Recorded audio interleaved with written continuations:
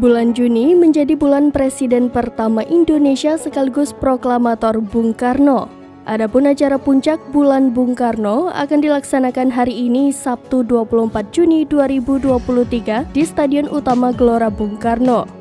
Sekretaris Jenderal PDI Perjuangan Hasto Kristianto mengatakan Presiden, Wakil Presiden hingga para menteri di Kabinet Indonesia Maju akan hadir di acara puncak Bulan Bung Karno.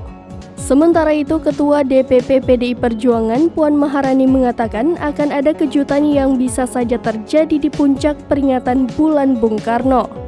Meski Puan enggan membocorkan kejutan yang dimaksud, ia menegaskan kemungkinan orang yang hadir yakni bakal calon wakil presiden yang nantinya akan berpasangan dengan Ganjar Pranowo di Pilpres 2024 mendatang.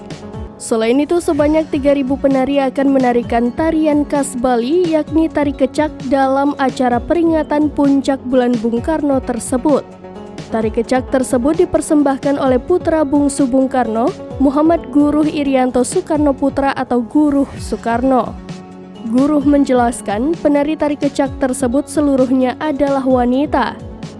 Menurut Guruh, dirinya diminta langsung oleh Ketua Umum DPP PDIP, Megawati Soekarno Putri untuk menyiapkan tarian kecak di acara BBK tahun ini. Para penari wanita ini ditampilkan untuk menunjukkan jika para kaum perempuan juga bisa menunjukkan kemampuan.